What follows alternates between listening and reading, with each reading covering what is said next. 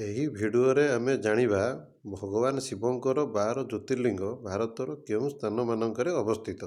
1 number Baidyanath ମନ୍ଦିର ଝାଡ଼ଖଣ୍ଡର ଦେବଘରରେ ଅଛି। 2 ନମ୍ବର ଭୀମଶଙ୍କର ମନ୍ଦିର ମହାରାଷ୍ଟ୍ରର ପୁନେରେ ଅଛି। 3 ନମ୍ବର ତ୍ରୟମ୍ବକେଶ୍ୱର ମନ୍ଦିର ମହାରାଷ୍ଟ୍ରର ନାସିକରେ ଅଛି। 4 ନମ୍ବର ଘୁର୍ଣ୍ଣେଶ୍ୱର ମନ୍ଦିର ମହାରାଷ୍ଟ୍ରର ଔରଙ୍ଗାବାଦରେ ଅଛି। 5 ନମ୍ବର ନାଗେଶ୍ୱର ମନ୍ଦିର ଗୁଜୁରାଟର ଦାରୁକାନବରେ ଅଛି।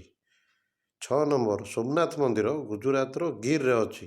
7 ନମ୍ବର ଓମକାରେଶ୍ୱର ମନ୍ଦିର ମଧ୍ୟପ୍ରଦେଶର ଖଣ୍ଡବାରେ ଅଛି। 8 ନମ୍ବର ମହାକାଳେଶ୍ୱର ମନ୍ଦିର ମଧ୍ୟପ୍ରଦେଶର ଉଜ୍ଜୟିନୀରେ ଅଛି।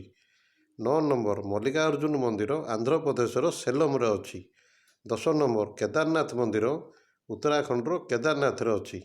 11 ନମ୍ବର ରାମେଶ୍ୱରମ ମନ୍ଦିର ତାମିଲନାଡୁର ରାମେଶ୍ୱର ଦ୍ୱୀପରେ ଅଛି। ଏବଂ ଲାଷ୍ଟ 12 ନମ୍ବର କାଶୀ ବିଶ୍ୱନାଥ ମନ୍ଦିର ଉତ୍ତରପ୍ରଦେଶର ବାରାଣସୀରେ ଅଛି।